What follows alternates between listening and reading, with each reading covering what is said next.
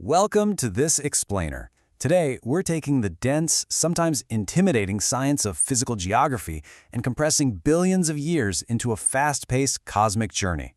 We're going to uncover the ultimate origins of our very own planet. By looking at the exact chapters of our planet's history, we'll see exactly how Earth transformed from a barren, fiery rock into the vibrant, life-sustaining world we know today. You know that feeling when you look up at the night sky? It's a question we've literally all asked since childhood. How did those twinkling little stars actually come into existence? Well, today we're going to break down the exact scientific mechanics of how our universe transformed from a tiny singularity into a home for life. It is an incredible story of physics, chemistry, and immense geological shifts, and we're going to make the mechanics of it crystal clear. Here is our roadmap for today.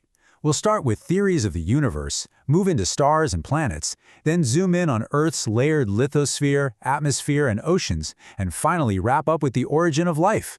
Let's dive right in. Section 1. Theories of the universe. We absolutely have to begin our journey by looking at how human understanding of the cosmos has evolved over time. For the longest time, our scientific understanding was, well, pretty limited. Back in 1796, Kant and Laplace proposed the nebular hypothesis. They basically visualized localized spinning clouds of material forming planets. But then, in 1920, Edwin Hubble completely shattered that model. He discovered evidence for the Big Bang Theory, showing that the entire universe is expanding, much like an inflating balloon. Though, actually, scratch that. To be precise, it's the space between the galaxies that's increasing, not the galaxies themselves. So, the crucial takeaway here is that this violent explosion of a singular, unbelievably tiny atom, an atom packing infinite temperature and infinite density, occurred a staggering 13.7 billion years ago. To put that monumental timeline into perspective, if the entire history of the universe was compressed into a single calendar year, all of human history wouldn't even appear until the final seconds of December 31st. No joke. That single massive event set the clock of existence into motion, leading to a rapid expansion that is actually still continuing to this very day. All right, Section 2, Stars and Planets. Let's see how that rapid expansion built the actual physical structure of our solar system out of cosmic dust. When we talk about star formation, we're dealing with a cosmic theater so vast that normal miles or kilometers become completely useless. To really grasp the massive scale of star formation happening over thousands of light years, you have to realize that light travels at an incredible speed of 300,000 kilometers per second. A light year is a measure of distance, not time. So when we talk about giant clouds of hydrogen gas spreading out over vast distances, we're talking about structures that are unimaginably huge, stretching across the dark void of space. Now, this massive 5 to 6 billion-year-old physical process happened in 3 pretty easy-to-grasp stages. First, we start with a nebula, which is just a giant cloud of hydrogen gas. As gravity takes hold, localized clumps of that gas get denser and denser. Gravitational forces then create a core within these lumps, surrounded by a huge rotating disk of gas and dust. Eventually, this incredible swirling mass of material condenses down into smaller, rounded objects.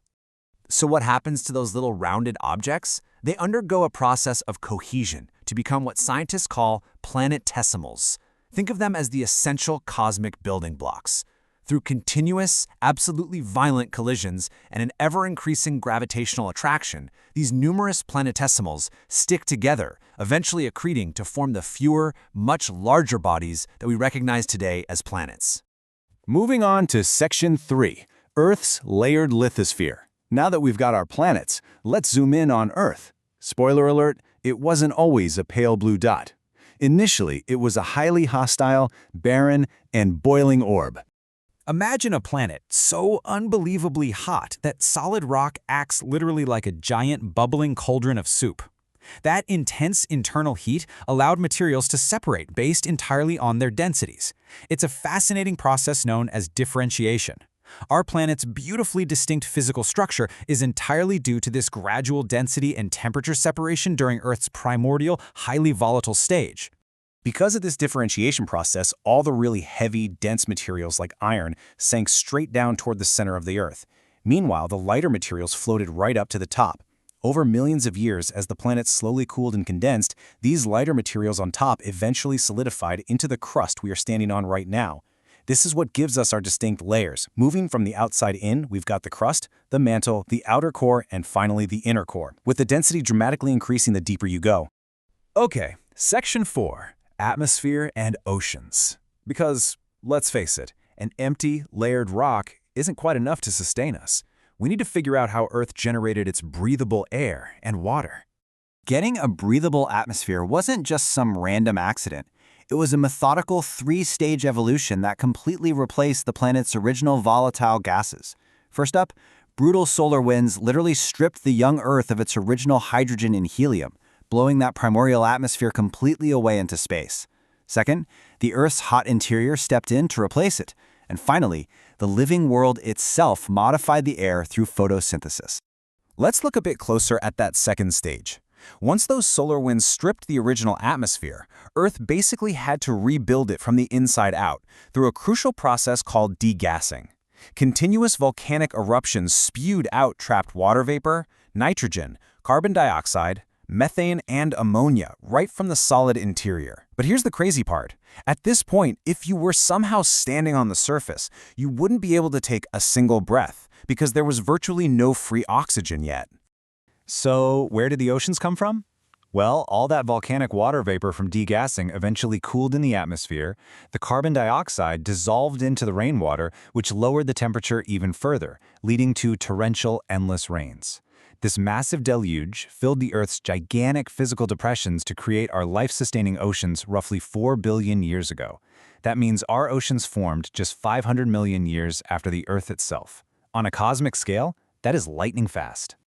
And finally, Section 5, the origin of life. Let's bring this epic cosmic journey home and see exactly how this watery world gave birth to biology itself.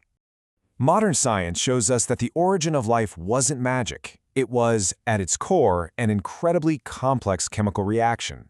Deep down in those early oceans, complex organic molecules assembled. And then, in a truly profound leap, these molecules somehow managed to duplicate themselves. They astonishingly converted inanimate, lifeless earthly matter into living, reproducing substances.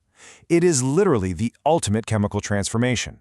When you map all these epic milestones out chronologically, the narrative is just absolutely stunning.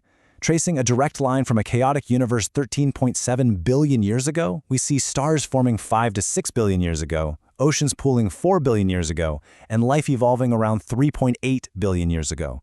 Eventually, photosynthesis kicks in, flooding our atmosphere with oxygen around 2.5 to 3 billion years ago. It is a beautifully structured sequence of events that built the exact oxygen-rich world that supports us today. As we wrap up this explainer, I want to leave you with one final provocative thought. Knowing the incredibly violent, dynamic, and ever-changing history of our planet, what remarkable evolutionary chapters are waiting to be written in Earth's future?